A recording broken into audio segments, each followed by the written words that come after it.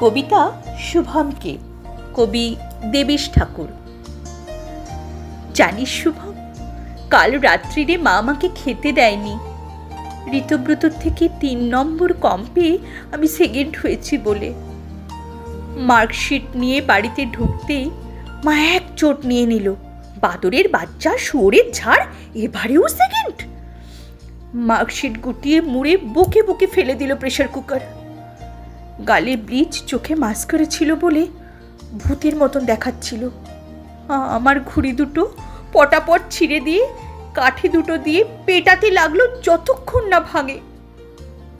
বিকালে অফিস ফেরত বাবা এলে মা বলল, ছেলেকে নিয়ে তুমিই থাকো এ বাড়িতে, আমি বাপের বাড়ি চলে যাচ্ছি। আমি ঘুমানোর ভান করে শুয়ে ওদের কথাগুলো শুনছিলাম।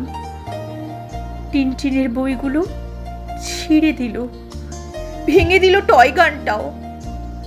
শুভম, আমি বোধহয় কোনোদিনই ঋতব্রতকে টপকাতে পারবো না। তুই 3rd হয়েছিস বলে নিশ্চয়ই বাড়িতে পিটুনি খেয়েছিস। শুভম, রেজাল্ট বেরোনোর দিন আমার যে কি ভয় করে তোকে বোঝাতে পারবো না। আরো ভয় করে মা যখন স্কুলে গিয়ে চ্যালেঞ্জ করে, খাতা যাচাই করে ফিরে আসে। ওহ, কিভাবে যে বাড়িতে ঢুকি। শুভম, ওই 3 নম্বরের ফাড়া যদি না কাটে, আমার সামনে কোনো রাস্তাই খোলা নেই। আমাকে নিয়ে বাবা মার মধ্যে সুখ নেই, ওদের মধ্যে কথাবার্তা বন্ধ। আমাকে নিয়ে মার সঙ্গে ঝগড়া, মাস্টার মশাইয়ের সঙ্গে ঝগড়া, ও সবের মধ্যে আমি দোষী। শুভম, তুই জানিস 3 নম্বর বাড়ানোর উপায়? জানিস এই দৌড়ে ফার্স্ট হওয়ার কৌশল?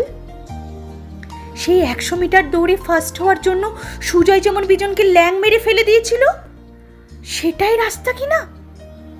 শুভম, তোকে বলে দিচ্ছি, এবারও যদি ঋতব্রত আমাকে টপকে যায়, বড়দিনে বাড়িতে নেমন্তন্ন করে কেক খাবো আর সেই কেকের মধ্যে মিশিয়ে দেব।